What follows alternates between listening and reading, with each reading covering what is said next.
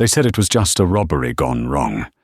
They said the waitress was just in the wrong place at the wrong time. They were lying. When Crystal threw herself in front of that gun, she thought she was saving a homeless drifter from a cruel death.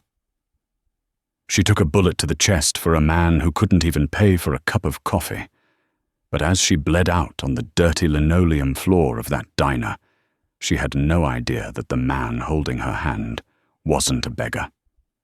He was the most powerful man in the city, and saving his life just put a target on her back. This is the story of how one act of kindness exposed a billion-dollar conspiracy. The rain in Philadelphia didn't wash things clean, it just made the grime slicker. It was 2:14 a.m. on a Tuesday, the kind of hour where the only people awake were the heartbroken, the hunted, or the hired help. Crystal Jenkins was the hired help. She wiped down the counter at Mickey's diner for the 100th time that night, the smell of stale grease and burnt coffee permanently etched into her pores. At 24, Crystal had the tired eyes of someone twice her age. Her blonde hair was pulled back in a messy bun that was slowly unraveling, much like her life. "Order up, Crystal! Quit dreaming and move it!" Mickey yelled from the kitchen. Mickey wasn't a bad guy, but he had a voice like a garbage disposal grinding spoons. "Coming, Mickey!" Crystal called back, her voice raspy. She grabbed the plate of eggs, sunny side up, extra grease, and walked it over to table 4, where old man Henderson was nursing a hangover that had lasted 3 decades. "Thanks, darling," Henderson grunted, not looking up from his newspaper. Crystal forced a smile. "Need a top-up on the coffee, Artie?" "Always."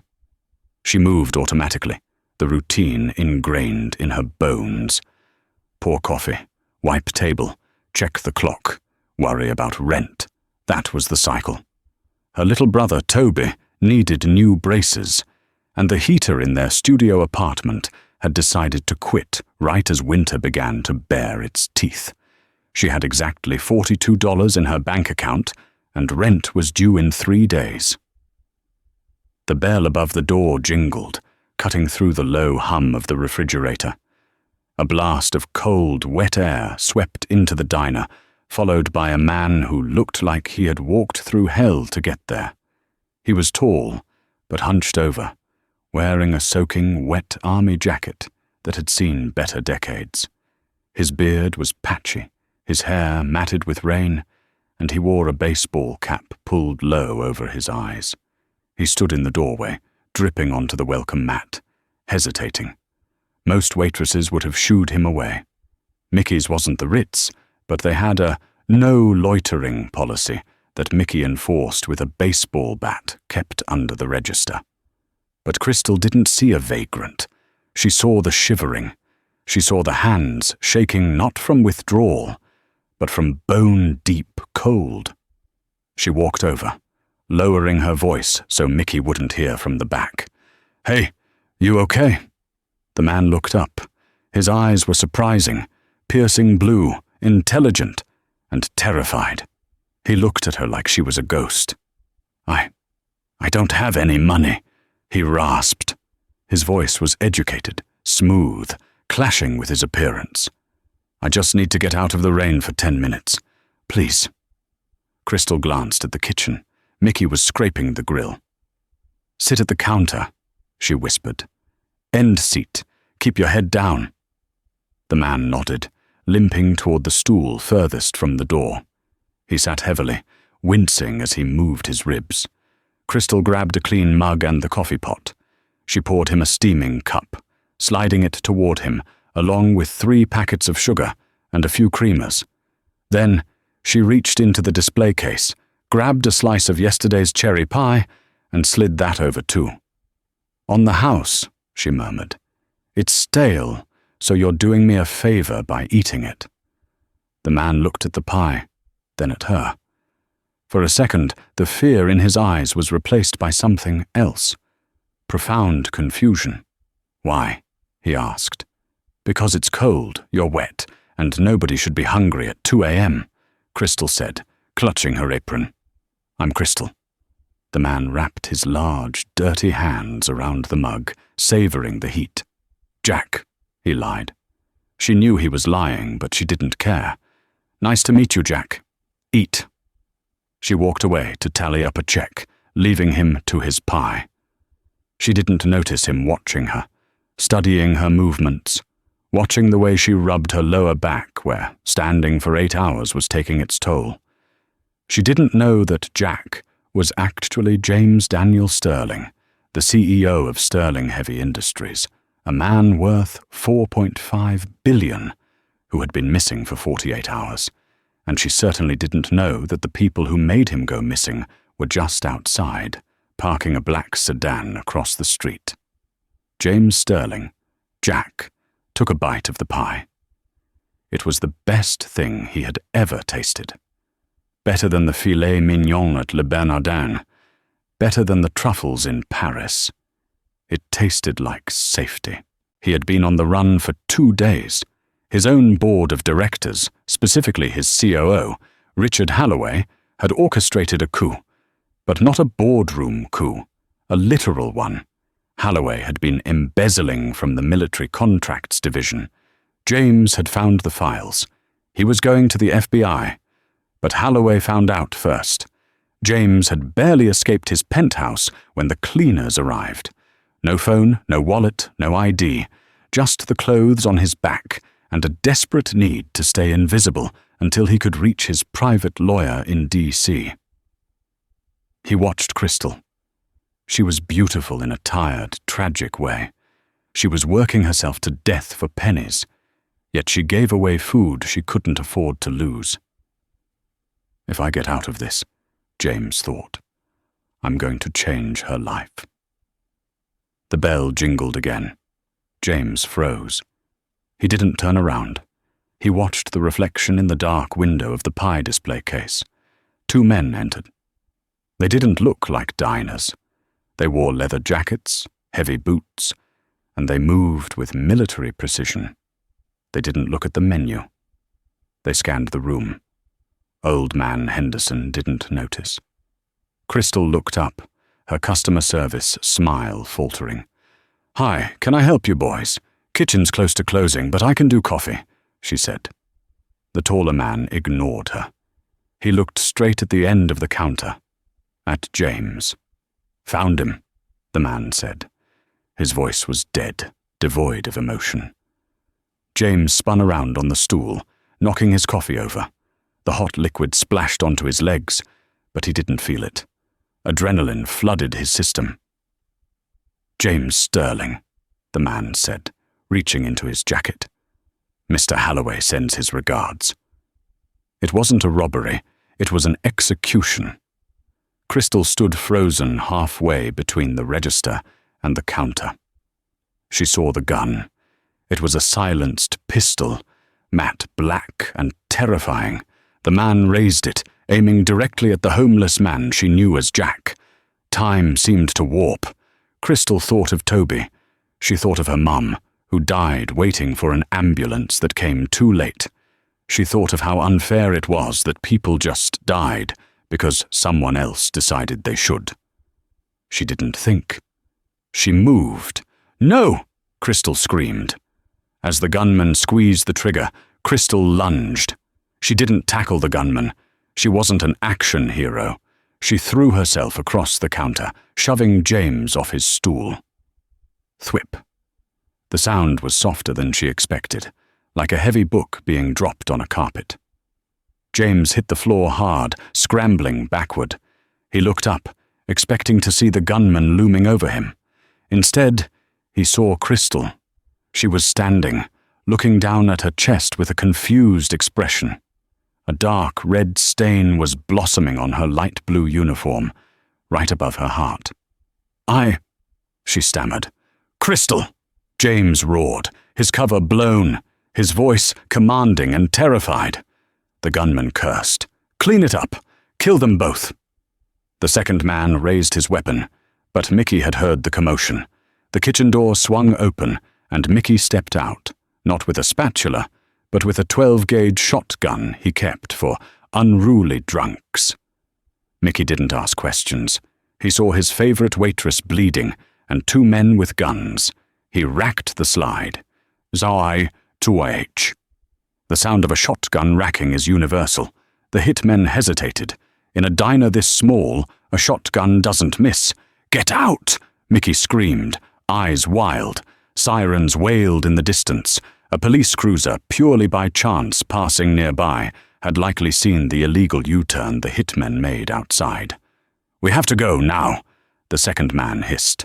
The shooter glared at James, then at Crystal, who was crumpling to the floor. "He's dead anyway. The girl is collateral."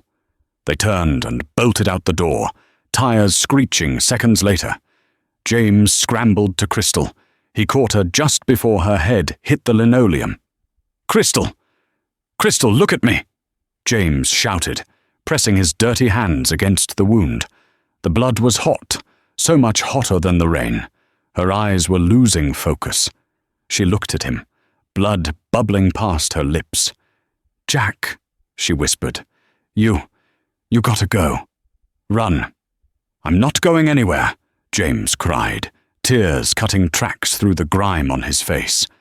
He wasn't the billionaire CEO anymore. He was just a man holding the only person who had shown him kindness in days. "Stay with me, you hear me? I command you to stay with me." "Toby!" she wheezed. "Who's gonna watch? Toby!" Her eyes rolled back. Her body went heavy. "No! No! No! Help!" James screamed at Mickey, who was already on the phone with 911, his face pale as a sheet. James leaned down, whispering into her ear as the sirens grew louder. "You saved Toby, Crystal. You live, and I promise you, I will give you the world. I swear it on my life." The paramedics burst in. James was shoved aside. He watched from the corner, shaking, covered in her blood. As they loaded her onto the stretcher, a police officer approached him. "Sir? Did you see what happened?" James looked at the officer. He looked at the door where the killers had fled. He knew if he stayed, Holloway would finish the job, and he wouldn't be able to help Crystal. He had to disappear to fight back. James stammered, acting the part of the vagrant again. I gotta go." "Sir, you're a witness!" James bolted. He ran out the back door, into the alley, into the rain. He left Crystal Jenkins dying on a stretcher, looking like a coward who ran away. But as he ran through the dark streets of Philadelphia, James Sterling wasn't running away. He was going to war.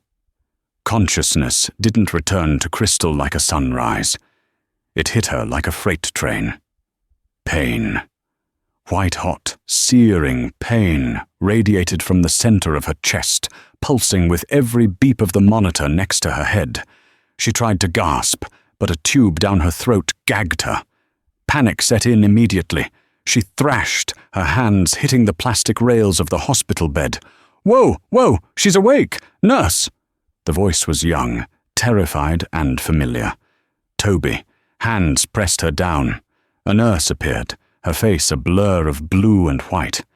"Ms. Jenkins, you need to relax. You're intubated. Breathe with the machine. You're safe, safe." The word echoed in her drug-addled brain. She remembered the gun, the flash, the burning. She remembered Jack holding her, his tears washing the dirt from his face. Jack. Did he make it? It took 2 days before they took the tube out. 2 days of drifting in and out of nightmares where the gunman didn't miss his second shot. When she could finally speak, her throat felt like she had swallowed broken glass. "Toby," she croaked. Her 14-year-old brother was asleep in the uncomfortable plastic chair in the corner, still wearing his backpack. He looked smaller than she remembered. At the sound of her voice, he bolted upright, his glasses askew. "Crystal!" He rushed to the bed, gripping her hand so hard it hurt, but she didn't pull away. "Oh my God, Crystal. I thought... They said you might not." He started sobbing, the ugly, heaving sobs of a child who had almost lost his only parent figure. "I'm okay, T-Bear. I'm okay," she whispered, stroking his hair with weak fingers. "Where? What happened?" "You were shot," Toby sniffled, wiping his nose on his sleeve. "Mickey said some guys tried to rob the place. You jumped in front of a customer." The door opened, and a man in a rumpled suit walked in. He held a coffee cup and looked like he hadn't slept in a week. He flashed a badge. "Ms. Jenkins, I'm Detective Miller, Philly PD. Glad to see you're back with us. You gave the surgeons a hell of a scare." Crystal tried to sit up but winced. The homeless man. "Jack, is he okay?" Detective Miller frowned, flipping open a notepad. "The vagrant? Yeah, he's fine. Ran off before the first patrol car arrived. Mickey said he hightailed it out the back door while you were bleeding out. Class act." Crystal felt a cold pit in her stomach. "He ran?" He was scared," Crystal defended him, though her voice lacked conviction. "He didn't have anywhere to go." "He had somewhere to go when the heat turned up," Miller said cynically. "Look, Crystal, we need a description of the shooters. We think this might be gang initiation or a drug hit gone wrong. Did they say anything?" Crystal closed her eyes, trying to access the memory through the fog of painkillers. They were looking for him. For Jack." Miller paused. "Looking for the homeless guy? You sure?" "They said, found him. And something about Holloway? Or Halliday?" Miller scribbled it down but shook his head.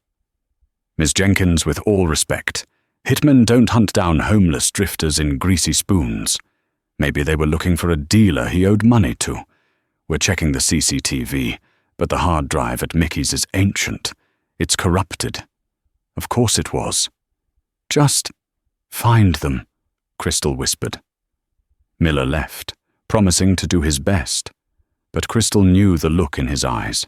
To the police, she was just another statistic in a violent city.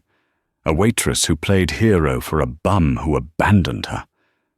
The reality of her situation hit harder than the bullet 2 hours later. A woman from the hospital's billing department walked in. She was polite, smiling, and carried a clipboard that looked like a death sentence. "Ms. Jenkins, we need to discuss your insurance information. Our records show your coverage lapsed 3 months ago." Crystal felt the tears prick her eyes. I couldn't afford the premium. I had to pay for my brother's dental work." The woman's smile didn't waver, but her eyes went cold. "I see. Well, the surgery to repair your lung and the subclavian artery was extensive, plus the ICU stay. Currently, the bill stands at $142,000, and that's before the recovery room charges." The room spun. $142,000. It might as well have been $1 billion. I can't pay that." "We can set up a payment plan," the woman said robotically, "but we will need a down payment to continue your post-op care here. Otherwise, we'll have to transfer you to the county facility once you're stable." The county facility. The place where people went to die of infections. "And," the woman added, "I believe your landlord called the front desk. Something about an eviction notice being posted." Crystal looked at Toby. He was staring at his shoes, trying to make himself invisible. He knew. He had been fielding the calls. She closed her eyes, letting the tears fall. She had done the right thing. She had saved a human life. And for that, she was going to lose everything. She was going to lose the apartment. She'd be in debt forever, and Toby would end up in foster care if they ended up on the street. "Get out," Crystal whispered. "Ms. Jenkins, get out!" she screamed, the monitor spiking wildly. The woman retreated. Crystal pulled Toby onto the bed, hugging him despite the pain in her chest. She sobbed into his shoulder. "I'm sorry, Toby. I'm so sorry. I messed up." She thought of Jack. The man with the blue eyes. The man who promised her the world while she bled. Liar, she thought bitterly. Just another liar.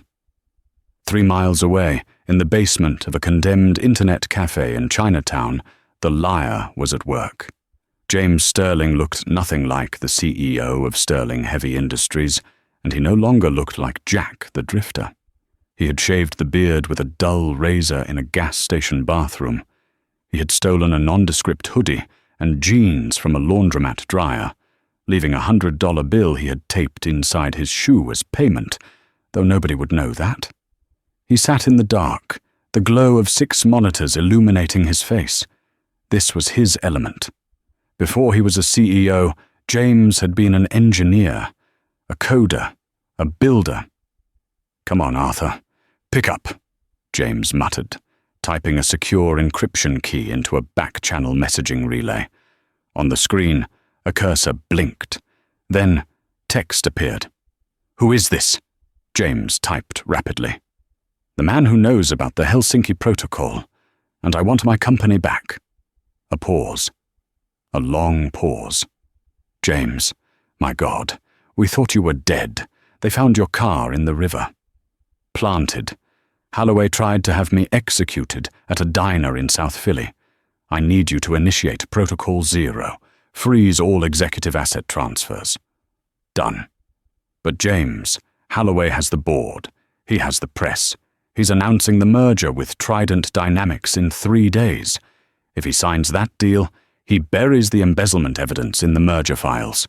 We can't stop him unless you appear physically." James clenched his jaw. He couldn't appear.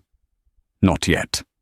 If he surfaced now, Holloway would just send another team to finish the job, and this time they wouldn't miss. He needed hard evidence.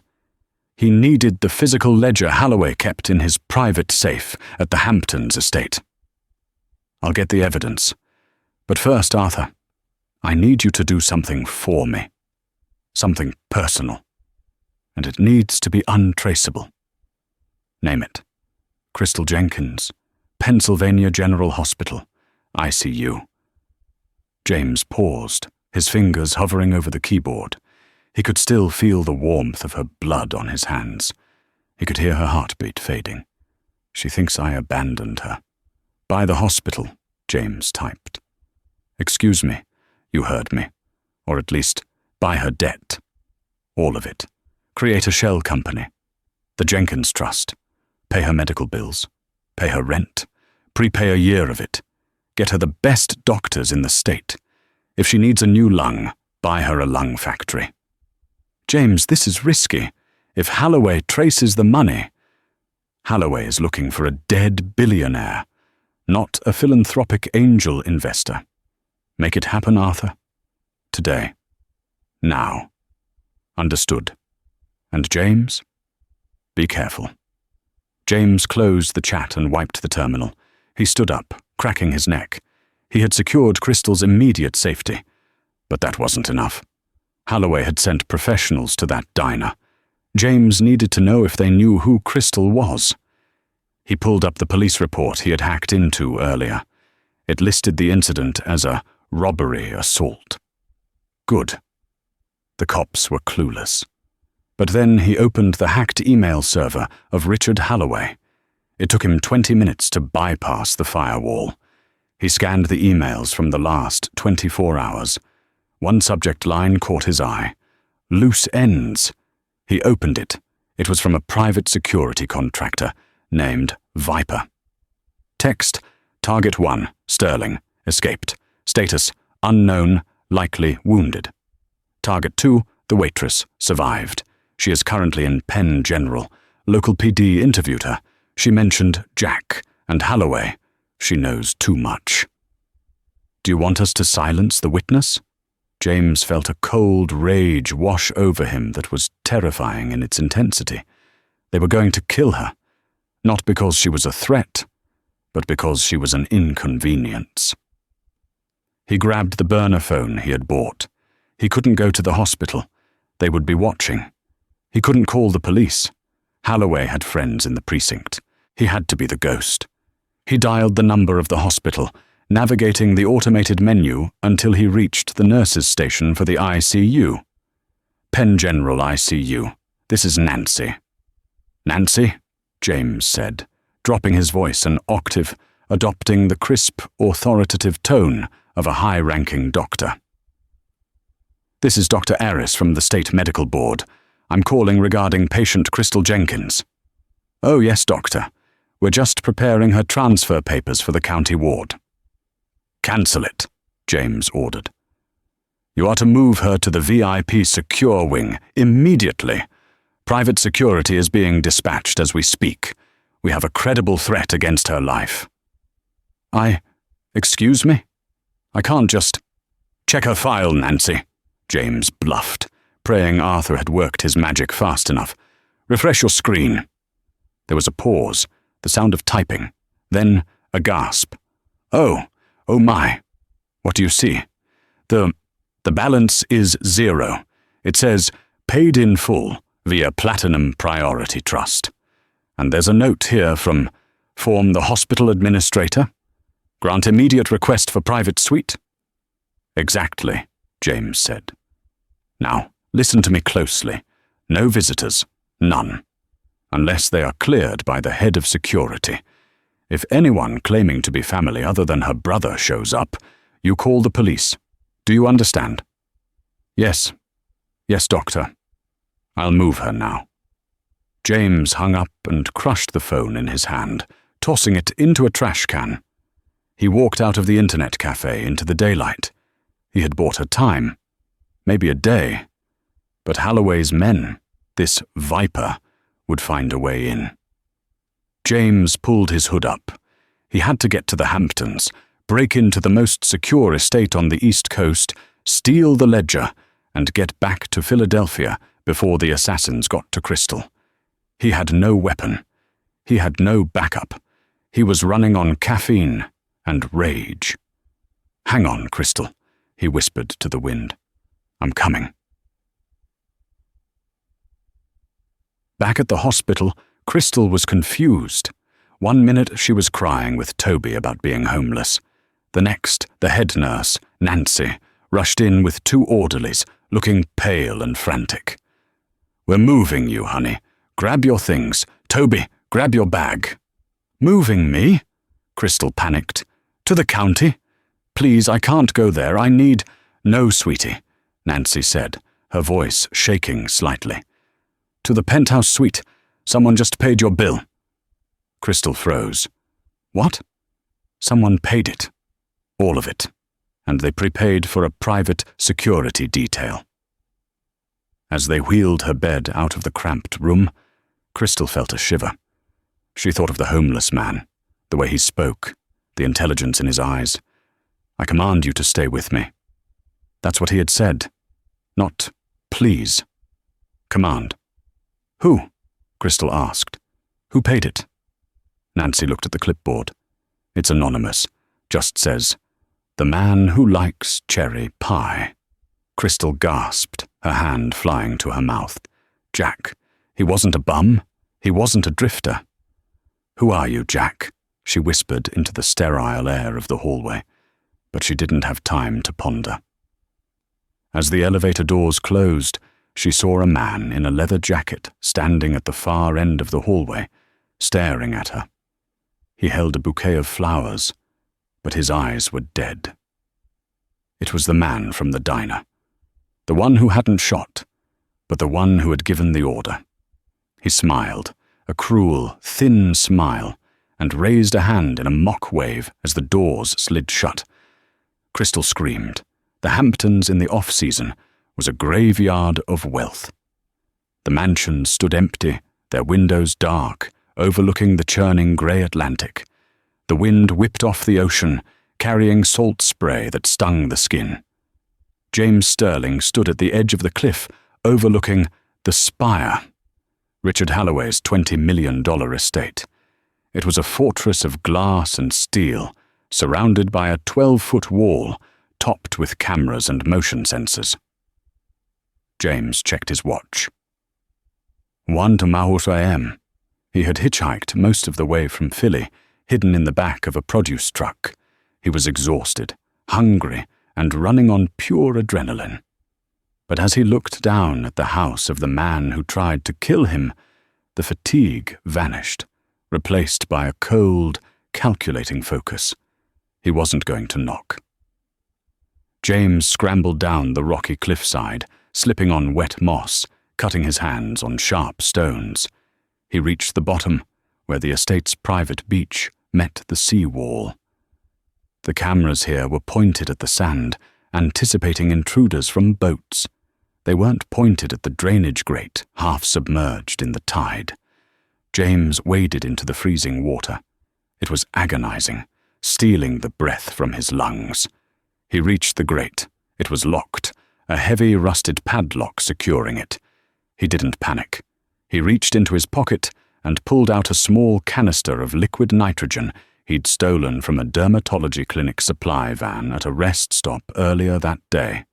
It was a desperate gamble. He sprayed the lock. The metal groaned and hissed, turning white with frost. James waited 5 seconds, then smashed the lock with a heavy rock he found in the surf. Crack! The metal shattered like glass. James squeezed through the pipe. It smelled of rot and sewage, crawling with rats that skittered away from his splashing. He crawled for 50 yards until he saw a ladder. He climbed, pushing open a manhole cover. He emerged inside the estate's garage. The air here was warm and smelled of expensive wax. Holloway's car collection sat under spotlights. A vintage Porsche, a Rolls-Royce, and ironically, the black sedan the hitmen had used. James crept toward the interior door. He knew the keypad code. He didn't need to hack it. Holloway was a creature of habit. He used the birthday of his first mistress. James had seen him type it in a dozen times when they traveled together. 1024. The light turned green. James moved into the house. It was silent. Holloway was in New York City preparing for the merger, likely toasting his victory with champagne. The staff would be in the servants' quarters in the West Wing. James headed straight for the study. This room was the heart of the conspiracy. It was lined with mahogany bookshelves, dominated by a massive oak desk. Behind the desk was a painting of a storm at sea. James gripped the frame and swung the painting aside. Behind it sat a wall safe. This was the tricky part. It was a Sterling Security Model X9. Biometric fingerprint scanner and a rolling code. Uncrackable, unless you were the man who designed the override protocol. James pulled a small multi-tool from his pocket. He unscrewed the faceplate of the safe, exposing the wires. He wasn't trying to bypass the lock. He was triggering the fail-safe mode. He cut the red wire and touched it to the grounding plate, shorting the battery. The safe beeped 3 times. System failure. Manual key override engaged. A small keyhole slot opened at the bottom. James didn't have the key, but he had a paperclip and a tension wrench fashioned from a wiper blade. With the electronic lock disabled, it was just a simple tumbler mechanism. Click. The heavy door swung open. James exhaled, his heart hammering. He reached inside. There it was. The black ledger. A physical notebook where Holloway recorded the bribes, the fake invoices, the names of the senators he owned. Holloway was old school. He didn't trust the cloud. James grabbed the book. He also grabbed a stack of hard drives. But as he reached for the back of the safe, his hand brushed against a burner phone, sitting on the velvet shelf. The screen lit up. A new message notification. James picked it up. The message was from Viper, sent 2 minutes ago. Obstacle removed at hospital front desk. Nurse neutralized. Approaching VIP Suite 404. Target, Jenkins. ETA, 2 mins. James felt the blood drain from his face. No, he gasped. No, no, no. He had miscalculated. He thought securing the VIP room was enough. He didn't realize Holloway would send a cleaner to massacre a hospital ward, just to silence a waitress. 2 minutes. Crystal had 2 minutes. James couldn't call her. He couldn't call the cops fast enough.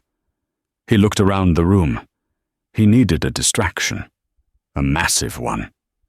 He grabbed the landline on the desk and dialed 911. 911, what is your emergency? This is Richard Halloway's residence, James shouted, feigning panic. There are intruders. Shots fired. Officer down. Send everyone. He slammed the phone down. That would bring the Hamptons police in force, but that wouldn't help Crystal in Philly.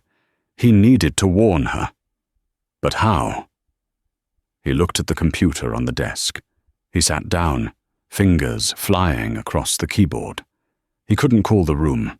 The killer had likely cut the lines. He couldn't call the nurses' station. The killer had neutralized them. The TV, every VIP room at Penn General had a smart TV connected to the hospital network. James had built the hospital's infrastructure years ago as a charity project. He knew the back door. He hacked into the hospital's AV system. He located room 404. He didn't have a camera to show his face. He only had text. He typed a message, overriding the broadcast signal. Then he grabbed the keys to the Ferrari 488 Spider sitting in the garage. He wasn't going to sneak out. He was going to drive 150 miles per hour back to Philadelphia. He revved the engine, the roar shattering the night silence, and smashed through the garage door, glass and wood exploding as he launched the car into the darkness. Crystal couldn't sleep. The pain medication made her body feel heavy, but her mind was racing. The VIP suite was nice, too nice. It had a view of the city skyline, a leather sofa where Toby was currently snoring softly, and a massive flat-screen TV playing a silent cooking show. But the silence was wrong. It was too quiet. No nurses walking by, no carts rattling. The hairs on the back of Crystal's arms stood up. It was an instinct honed by years of walking home late at night, years of navigating a world that wasn't safe for women without money. Something is wrong. She looked at the door. The heavy oak door was closed. Suddenly the TV screen flickered. The cooking show vanished. The screen went black.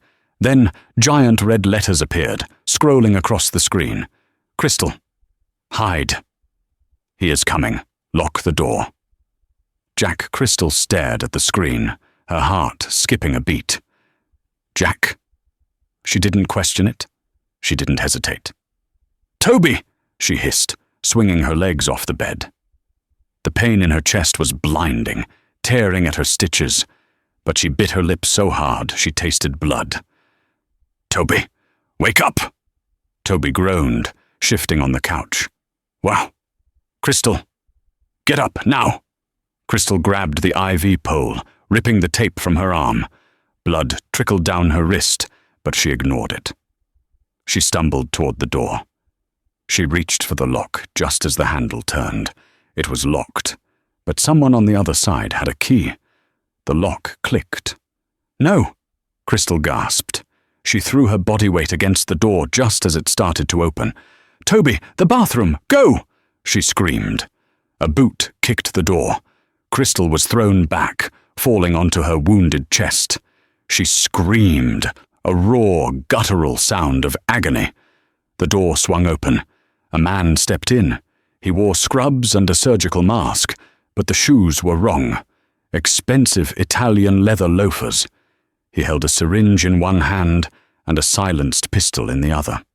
He looked at Crystal on the floor, then at Toby, who was frozen in terror by the couch. You are a very difficult woman to kill, Miss Jenkins, the man said. His voice was calm, bored even. It was the man from the elevator. Viper.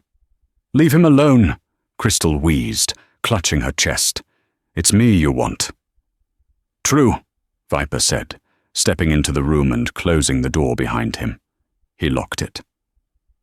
But the boy is a witness. He goes too. Run, Toby, Crystal yelled, grabbing a glass vase from the bedside table and hurling it. The vase shattered against the wall, missing Viper by inches. He didn't flinch. He just raised the gun, aiming at Toby. No! Crystal didn't think. She couldn't stand. But she could crawl. She lunged for the power cord of the medical monitor machine next to her. She yanked it with all her strength. The heavy machine, on its wheeled cart, wobbled and tipped over, crashing into Viper's legs. He stumbled, the gun firing wild. Thwip! A bullet shattered the window. "You little bitch," Viper snarled, kicking the machine off him. He turned the gun toward Crystal, but the distraction had bought Toby a second. The 14-year-old, fueled by terror, grabbed the heavy fire extinguisher from the wall mount. He couldn't figure out the pin, so he just swung it like a bat. He hit Viper in the lower back. Viper grunted, spinning around and backhanding Toby with the pistol. Toby flew backward, hitting the wall and sliding down, unconscious. "Toby!" Crystal shrieked. Viper turned back to Crystal, eyes cold. "Enough games!" He raised the gun to her forehead. Crystal looked around. She had nothing. No weapon. No help. Wait. The oxygen tank.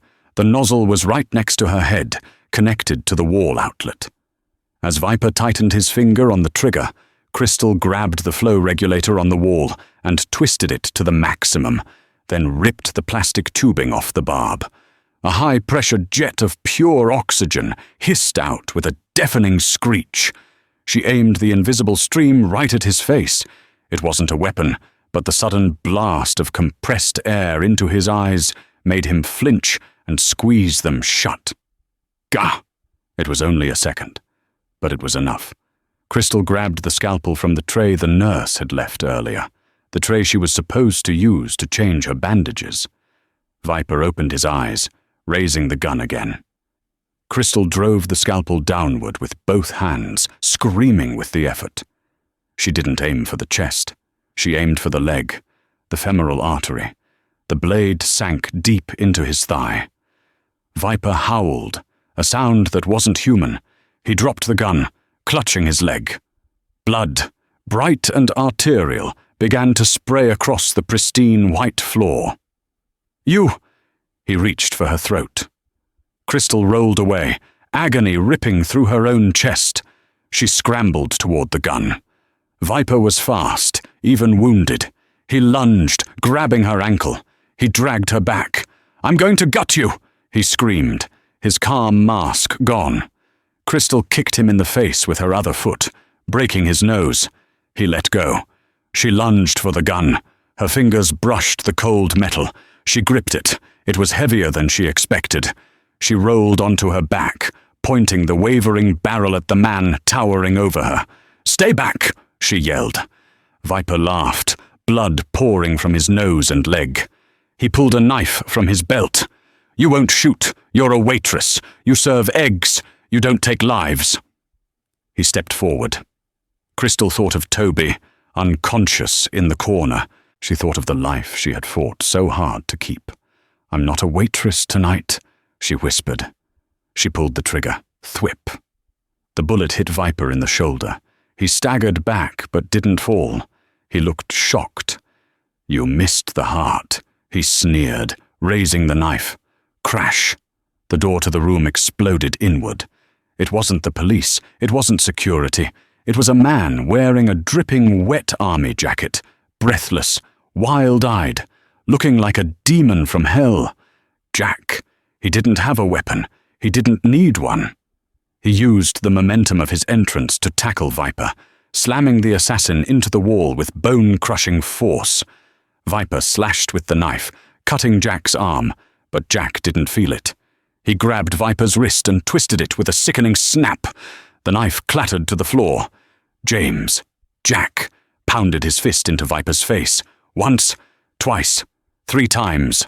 Each blow was a release of days of fear and rage. "Don't you touch her!" James roared. Viper slumped to the floor, unconscious, bleeding out from the leg wound Crystal had inflicted. James stood there, panting, his knuckles raw, his chest heaving. He turned slowly to look at Crystal. She was still on the floor, holding the gun, trembling violently. He fell to his knees beside her. gently prying the gun from her fingers and sliding it away. "Crystal," he choked out. "I'm here. I'm sorry. I'm so sorry I left." Crystal looked at him. She saw the clean-shaven face. She saw the expensive watch on his wrist that he hadn't had time to take off. She saw the way he commanded the space. "You're not Jack," she whispered, her voice breaking. James took her blood-stained hand in his. "My name is James, and you saved my life. Now let me save yours." Sirens wailed outside. Real ones this time. The cavalry had arrived. Crystal looked at Toby, who was groaning and starting to stir. She looked back at James. The adrenaline faded, and the darkness crept in at the edges of her vision. "You owe me," she mumbled, her eyes rolling back. "A really big tip."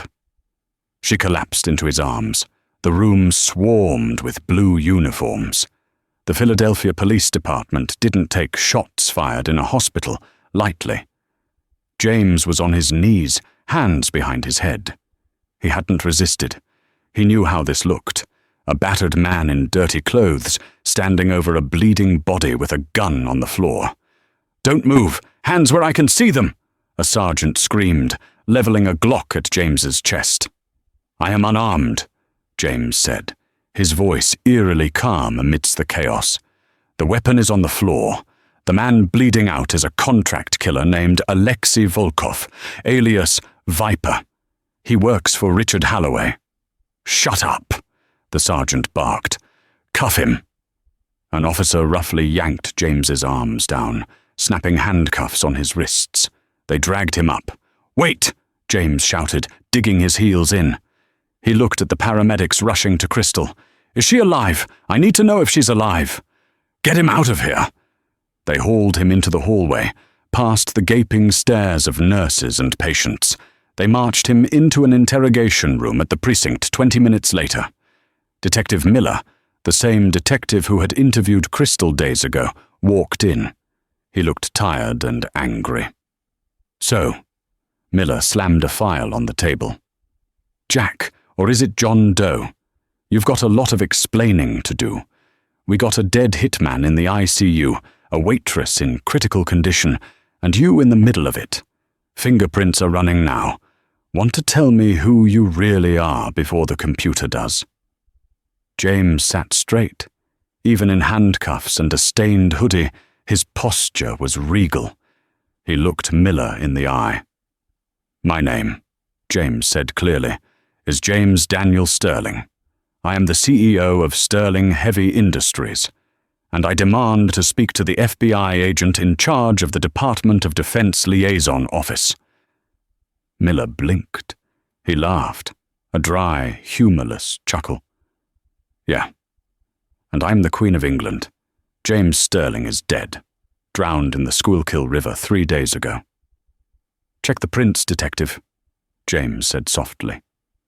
"And while you're at it, send a squad car to the Holloway estate in the Hamptons. You'll find a safe drilled open and a ledger missing. I have that ledger. It proves Holloway has been embezzling billions from US military contracts." Miller stopped laughing. The way James spoke, it wasn't the ranting of a lunatic. It was the directive of a man used to being obeyed. Just then, a young officer burst into the room, face pale. He held a tablet. "Detective, you need to see this." "Not now, rookie." "No, sir. It's the prints. It's a match. A 100% match." The officer looked at James with wide eyes. "It's him. It's actually him." Miller grabbed the tablet. He stared at the screen. He looked at the mugshot from a decade-old DUI arrest, then at the man sitting across from him. Miller slowly lowered the tablet. "Uncuff him." "Sir." "I said uncuff him. Now." The chains were removed. James rubbed his wrists. "Thank you, detective," James said. "Now, I need a phone. I have a press conference to schedule, and I need a security detail on Crystal Jenkins that is heavier than the one at the White House. If anything happens to her, I will buy this police department and fire every single one of you." The next morning, the world woke up to a shock. The news channels didn't talk about the weather or the game. They talked about the resurrection. Breaking news: billionaire James Sterling found alive. Claims assassination attempt by own COO. Waitress heroine, the woman who saved the billionaire. In the hospital, Crystal woke up to silence.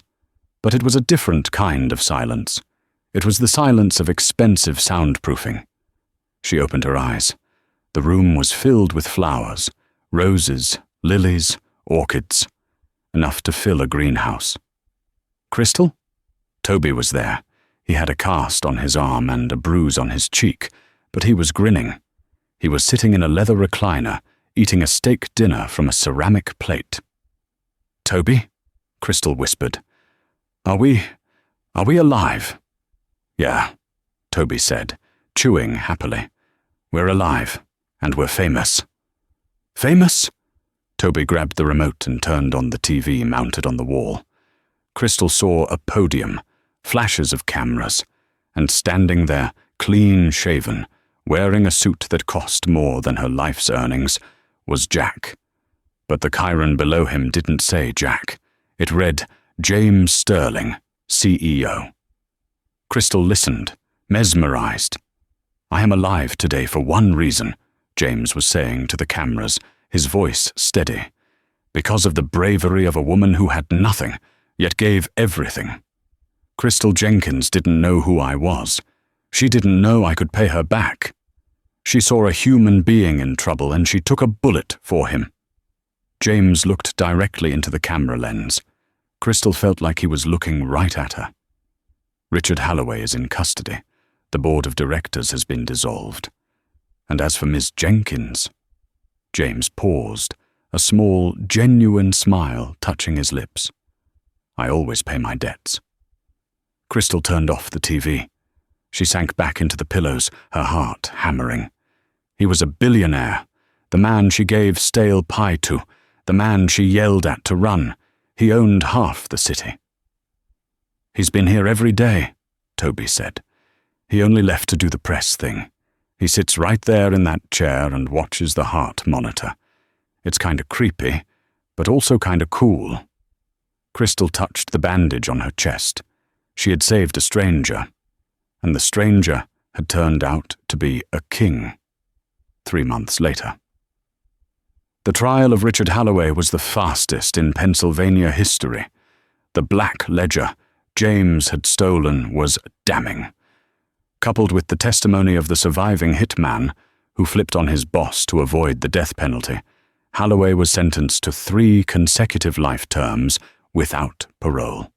Crystal sat in the back of the courtroom for the verdict. She wore a simple dress, her arm still in a sling. She didn't want to be there, but she needed closure. When the gavel banged, she let out a breath she felt she had been holding since that rainy night in the diner. She tried to slip out the back, avoiding the reporters, but a large man in a black suit blocked her path. "Ms. Jenkins, Mr. Sterling would like a word." He led her not to a car, but to the roof of the courthouse. A helicopter was waiting. James was standing by the rails, looking out over the city. He turned when he heard the door open. He looked different than he had on TV. He looked tired again, but happy. "Crystal," he said. He walked over and, ignoring the formality of his security team, hugged her gently. "How is the shoulder?" "It aches when it rains," she said, pulling back, "which in this city is always." James smiled. "I can fix that. We have offices in San Diego. It never rains there." "James," she said, using his real name for the first time. "You don't have to keep checking on me. The hospital bills are paid. You put Toby in that fancy private school. You've done enough." "Have I?" James asked. He gestured to the helicopter. "Take a ride with me. One last stop." Crystal hesitated, then nodded.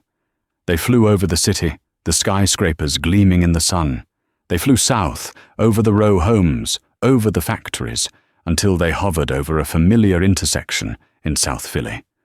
Mickey's diner. But it looked different. There was construction equipment everywhere. The roof was being replaced. The crumbling brick was being pointed. What are you doing to Mickey's? Crystal asked, panic rising. Did you buy it to tear it down? I bought it, James admitted, but not to tear it down. Land the bird. They landed in the empty parking lot of a nearby supermarket and walked to the diner. Mickey was standing out front, wearing a suit that looked 2 sizes too small. He was beaming. Crystal, look at this, Mickey yelled. Mickey, what's going on? James stepped forward. He handed Crystal a thick envelope. Open it. Crystal opened the envelope. Inside were legal documents.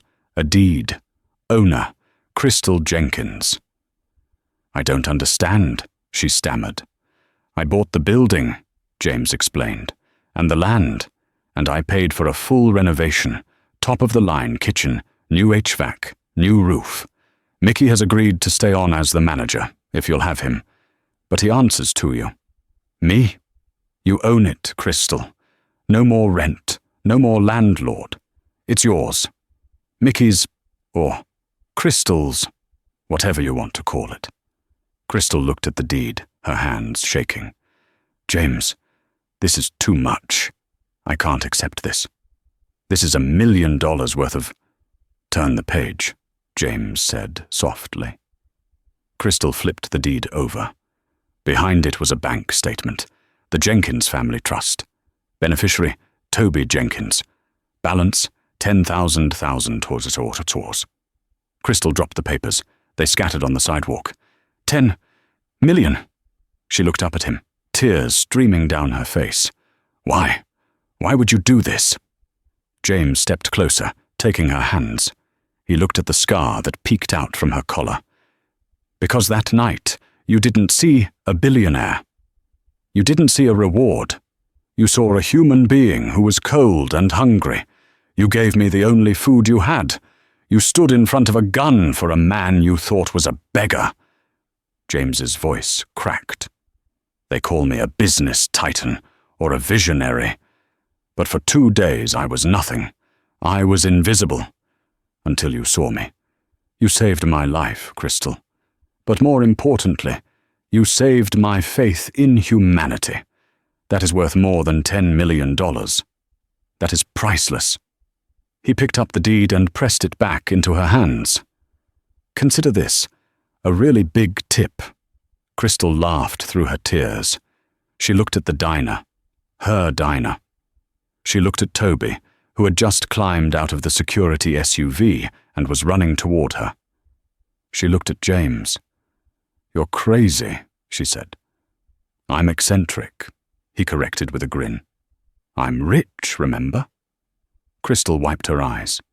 You know, the coffee here is still going to be terrible, even with a new machine. James laughed, a deep, genuine sound that echoed down the street. I'm counting on it. I'll see you for breakfast tomorrow, boss. James turned and walked toward his helicopter, leaving Crystal standing in the sunlight, holding the keys to her future. She wasn't just a waitress anymore. She was the woman who saved the billionaire, and in return, he had given her the one thing money usually couldn't buy, a happy ending. And that is the incredible story of Crystal Jenkins and James Sterling. It's a powerful reminder that we never truly know who we are talking to. We never know the battles people are fighting, or the power they might hold. Crystal's act of kindness wasn't a strategy. It was pure heart, and it was that heart that saved her. In a world that often tells us to look away, to mind our own business, and to fear strangers, Crystal chose to care. She chose to be brave. And while we can't all expect a $10 million tip, the karma of kindness always finds its way back to us eventually. What would you have done in Crystal's shoes? Would you have let the homeless man stay? Let me know in the comments below. If you enjoyed this story, please smash that like button. It really helps the channel grow. And subscribe with notifications on so you don't miss our next story. We have a crazy tale coming up next week about a janitor who accidentally solved a math problem that baffled professors for decades. You won't want to miss it. Thanks for watching. And remember, be kind. You never know who you're serving.